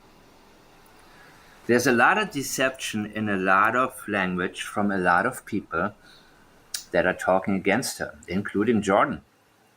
Where did he get the number from? Her private number, I mean. Cindy had it. Jordan talks with Cheryl. You see, Daniel and Malaya have never stopped being in contact. They are in contact with each other by proxy. When Daniel had his death threats, he immediately came down to be with Jordan. You see, Jordan told me for a reason that at one point he gotten beaten up really bad. Daniel got his boys together and they came down and took care of it. It was unnecessary for him to say this to me. And the question is, of course, why did he feel the need to say this? And the answer is pretty simple. It can indicate, and in my opinion it does, indicate that Jordan did something that he felt the need to explain to me. He only did because he owes Daniel and otherwise wouldn't have done.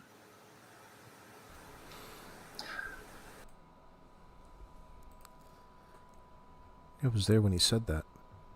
Belinda said him and Anita, meaning Wade, turned them in. They are not all the same items. That's interesting, Belinda.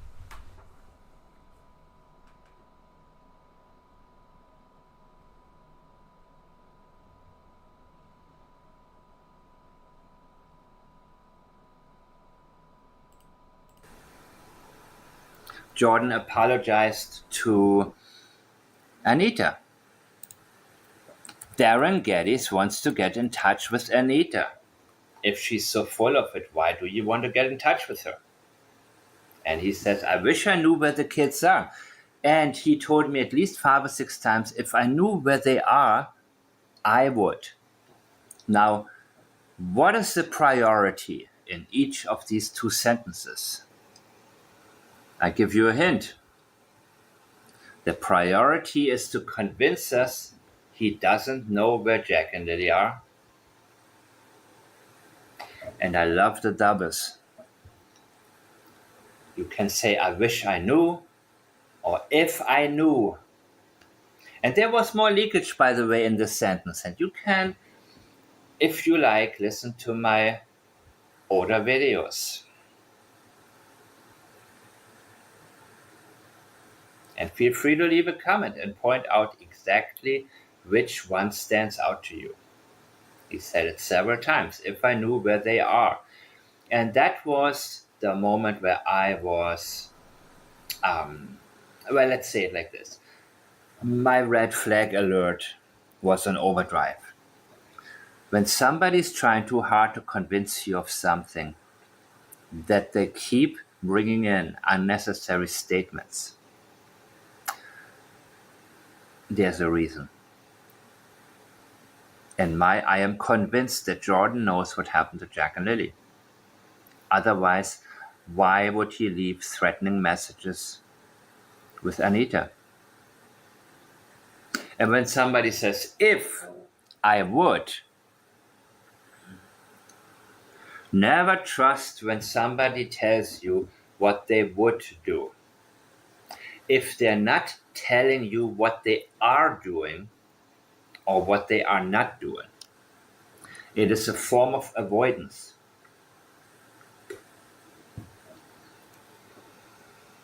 We don't care about what you would do. What we want to know is, what are you doing? What are you not doing? Or what did you do? Or what did you fail to do? You see? Never trust when somebody only tells you what they would do, but are not even trying to mention what they are doing. What are you doing for Jack and Lily? You're telling us that Darren, your father, is trying to help. How is he helping? Whom is he helping?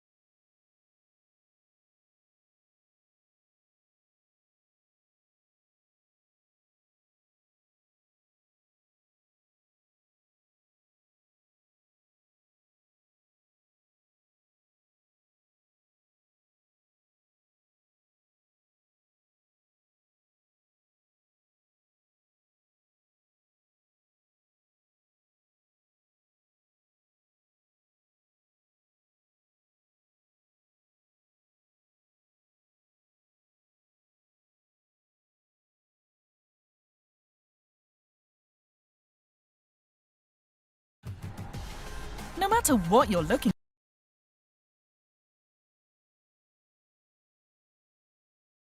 Do you remember when Darren Gettis made a statement where he felt the need to clarify that something he said about children was in an innocent way, or in a... What was the exact language? Julia, if you can remember. Oh, yeah, Darren Gettis wanted everybody to know that he loves Jack and Lily, but only in the clean way, in the healthy way. I love those kids just in, that clean way. Both him and Kent. What an idiot. What an idiot.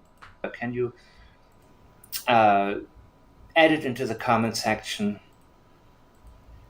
Well, that is the kind of language that's used. That was the kind of by chomos. language that That's why we tagged Darren as a probable chomo. Darren's or Jordan is angry about that. that's used by people who feel the need to convince somebody they are not attracted to children. So there's a lot more that Jordan. I'm going to bring back when it comes to Darren. Jordan, your daddy Darren is dirty. Darren's attracted to children in that sense. Darren Gettis and Jordan, and both persons of interest, to say the very, very least. And I just got a message about something from a channel named, give me a second, Hidden. Let me ask you directly, Darren. Have you ever had any involvement whatsoever with the disappearance of Lily and Jack Sullivan? Of course not. Of course not one bit. I've searched for those children. I've searched for those children for the first months after. That's not a reliable denial. Sorry, Darren, you dirty old son of a bitch. You are attracted to kids, little kids. I realized when I started finding information, and then I started believing I knew who had them. I started believing I knew what happened. So now. So this is according to the person who sent it to me from a channel called Hidden in the Fog. And she asks Derwood O'Grady or Darren Gettis flat out if he had anything to do with the disappearance of Jack and Lily. And you tell me if this is a reliable denial or not. Let me ask you directly, Darren. Yep. Have you ever had any involvement whatsoever with the disappearance of Lily and Jack Sullivan? Of course not. Of course not one bit. I've searched for those children. Not one bit. I've searched for those children for the first months after I realized where I.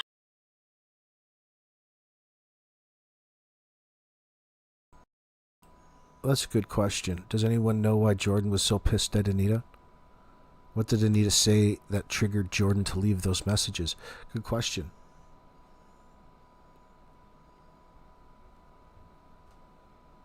I started finding information, and then I started believing I knew who had. What precipitated I this started believing incident? I knew what happened. You hear that? Listen. I used a big word there. Precipitated. What precipitated this? Triple word score on that one. So remember also when Jordan kept saying what he would do if he knew where Jack and Lily are. Not what happened, if he knew where they are. His priority was to convince me that he doesn't know where Jack and Lily are. Yeah, unsolicited too. You got to remember when you're in the conversation with Jordan, and it'll be the same with that Derwood. All of this information is something that you didn't even ask him to begin with. He's got his lines memorized. It's informing you nonetheless.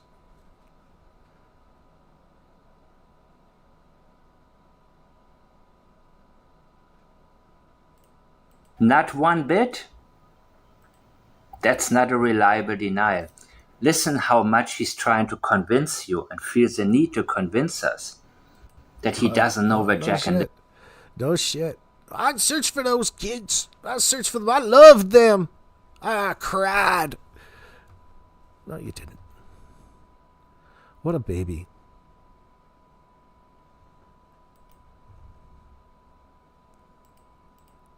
I'm going to go see a Daniel clip. Remember Daniel, his last CBC interview? I had something else lined up. I just forgot what it was, though. This guy. This one, last month before he got arrested. Oh, yeah. Old Danny boy. the truth and correct everyone. Evolution has granted the 2026 Outback the most remarkable of talents, facing the toughest terrains in the smoothest of ways. Ah, the perfect habitat to... That is a nice vehicle, though. Expensive. That'd be a nice car. See, that worked. That ad worked. I like that Subaru Outback. Let's hear Daniel. Let's see. I love this. Best start yet. Love these little CanCon Canadian moments. Oh, why don't you do a little acting out for us, Daniel? We'll get a little B film of you walking around here, Mr. Star of your own show. Oh, she'll be walking in with my hands in my pockets, my gold chain out.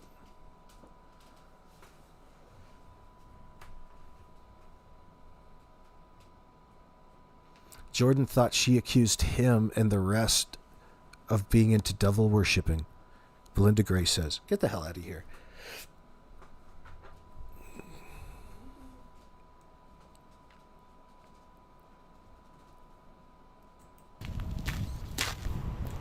Daniel was charged on January 29th with sexual assault with forcible confinement involving an adult complainant. We've heard. He has not responded to requests for comment on the charges. Ooh, it's getting a little too close to home. No comment. Okay, Daniel. So what's the latest with this case? I think we're going to have to dive into some questions so I can, really try to answer that because, there's so much. Do you think he's been practicing in front of a mirror? He's had some good training. Good stress training doing this, isn't it? It's like going down in a submarine. Like a World War I sub. It's hit and miss. I think we're really going to have to get into this one. I can't wait to jump on and answer some questions here. There's been so much that's occurred. But what I can say is my blood was taken or drawn, and they got a few drops in my blood for that, check my DNA, because my DNA is obviously going to be on the blanket. You got a dry mouth already. I can't really disclose, and I'm pretty limited on what I know about the blanket at this moment, but I can say, with the DNA collection, something's definitely proceeding forward with that. How did that go when they took your... So, if we're to smell the room, they were looking further into this blanket way back in January and December when he went in for blood work. They're probing into this angle, following up. What's really interesting about this whole thing is that they're probing into it and they're questioning and curious as to why and how it even got there in the first place. That would suggest to me that of some investigation going on.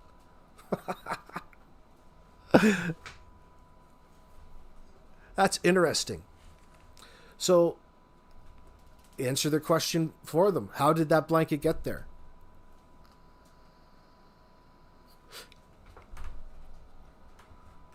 That's way down. That's down on the road. That's going towards the pipeline on the left-hand side. You know where the pipeline is as you pass, was that Lansdowne Station Road? Or Lansdowne? Who knows what it's called? The one that his dad lives on and his uncle. That road. That goes parallel with the railroad tracks. It was off on the left, 6 feet up or so far in the tree. You saw the picture.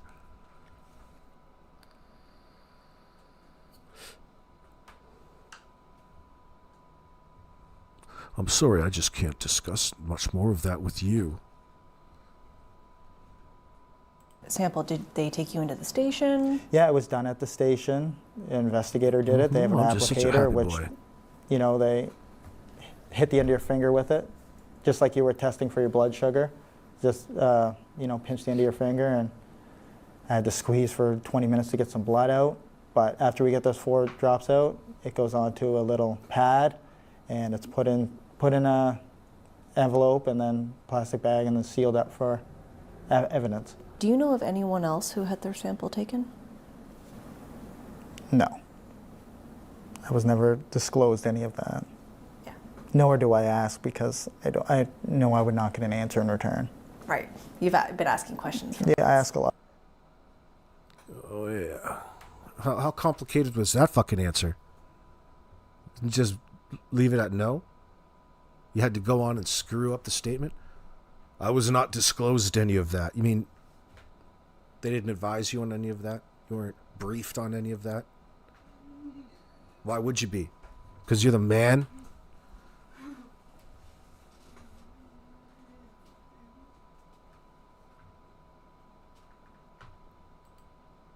A lot of questions.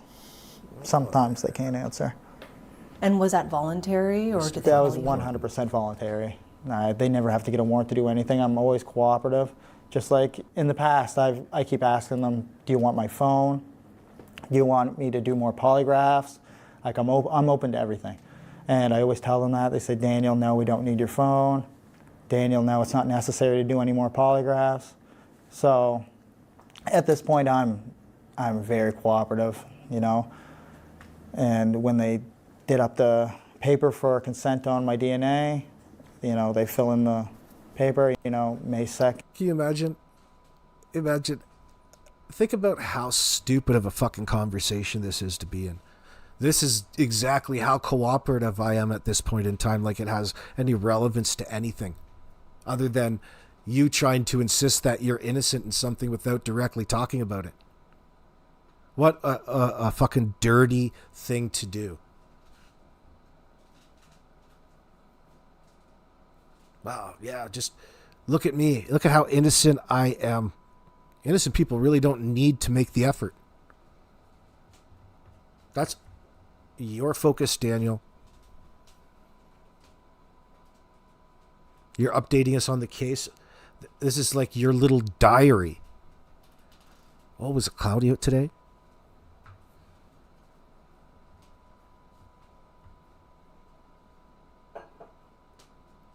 It's so monotonous.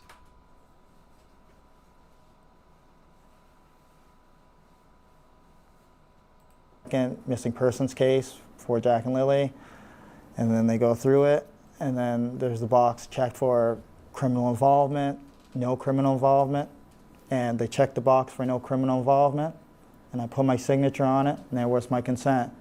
How did you feel when you saw that box was checked? Very happy. But I've known for, you know, since the start that I'm 100% innocent. But to see investigators say that to me before, but then also, you know, see it visually with my own eyes, it was a big thing. So it's your understanding, you believe, that RCMP do not consider you a suspect? I'd say 100%. I'm not considered as a suspect at this point.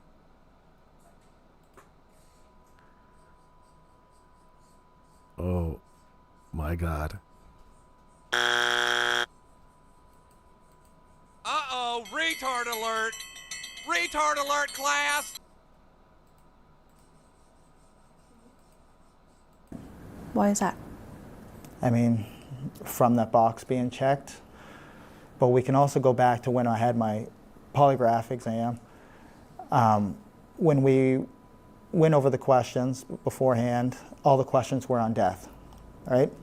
So they concluded that by the end of it, I was truthful with all my all my answers. So I didn't have anything to do with the murder of Lily and Jack, and there was no questions on the disappearance. You hear that? The murder of Lily and Jack. Well, it took a while for you to come out with that, Daniel. That's interesting. The murder of Lily and Jack? Well, isn't that interesting?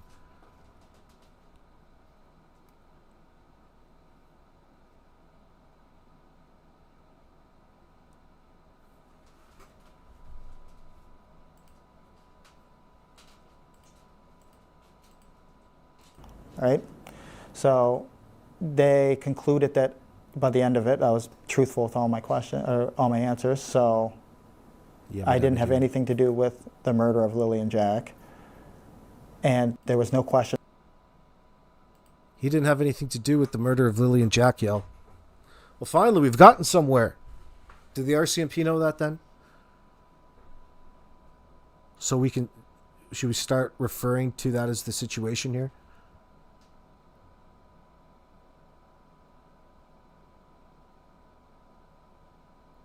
You're not guilty in something that you're saying occurred. The murder of Lily and Jack. That's the something that occurred. That's the this thing, that Janie keeps alluding to.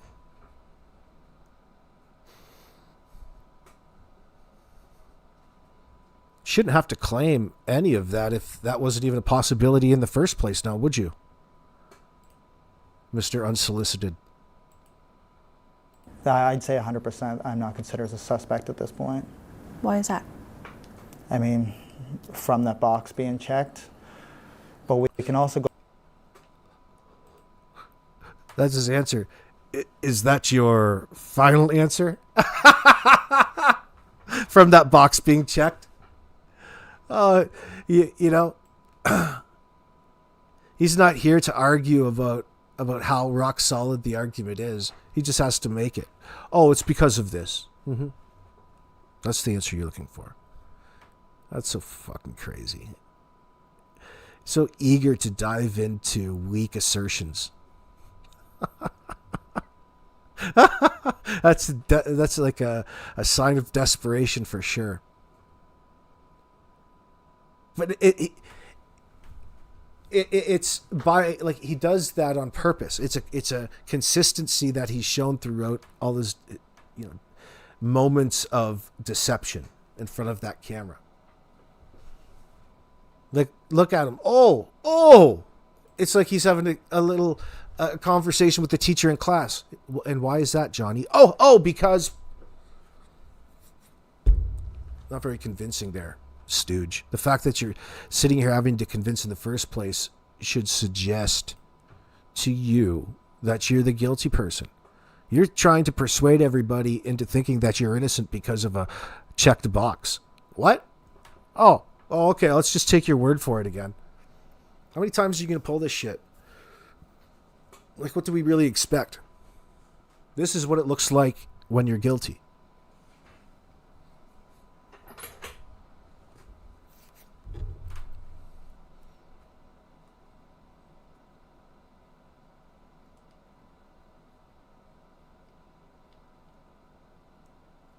He doesn't take the time to explain all of the reasons why he couldn't possibly be a suspect by referring back to the last moments of the situation he laid out for the RCMP.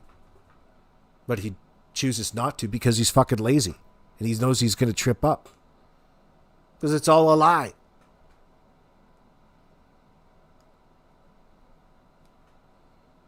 I am innocent. I'm not guilty in the murder of Lily and Jack. I know I'm not a suspect because of the box. Holy hell. Yeah, he has a bobblehead moment here too. Go back to when I had my polygraph exam. When we went over the questions beforehand, all the questions were on death, right? So they concluded that by the end of it, I was truthful with all my answers. So I didn't have anything to do with the murder of Lily and Jack, and there was no questions on the disappearance. What? You did it twice in a row. That's twice. Or abduction, or kidnapping, or anything of that nature. So that leaves me with, I didn't murder the kids. I have nothing to do with the disappearance because they did not ask any questions on that. Because they didn't ask any questions on that. Do you want to explain that? You want to write out how you got that answer? What a fucking lying, desperate little bitch. That's a non-answer. Boy, you must think everybody's just the dumbest fuckers in the world. You know, the fact that he speaks with such confidence in all of this gives it a comedic appearance. And so you mentioned that in the polygraph, they didn't ask you about the disappearance and whether you had anything to do with it. But I'm going to ask, did you have anything to do with the disappearance of Jack and Lily? No. Did you kill them? No. What do you think happened to them? At this point, I'm completely just not sure. I mean, I've thrown speculation out in the past, and... No, there's no good answer there, asshole. At this point, you're not sure what happened? You were the last person to see the kids, fuckface. And at this point, you don't know?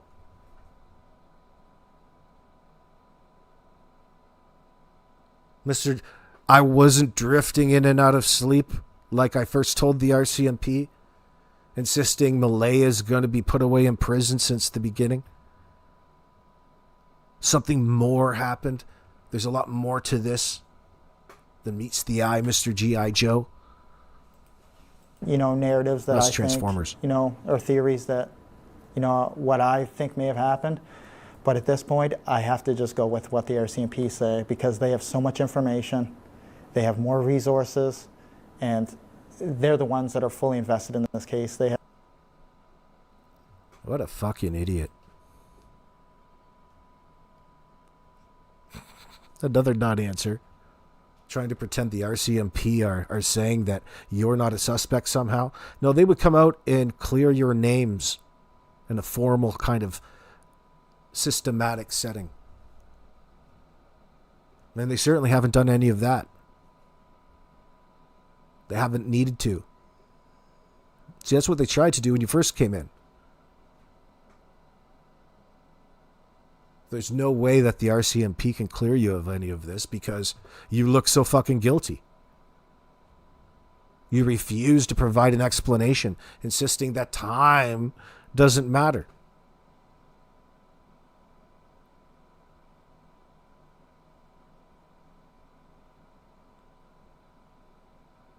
We're going to cut it off and leave it here, friends. We're going to be back tomorrow. We'll continue on this battle, this shit talk session. I'm glad we got somewhere with Anita. At the very least. Don't fret, justice is coming, friends. We're still in the evidence collecting stage. It's just getting interesting. I'll leave you some G-Funk, y'all.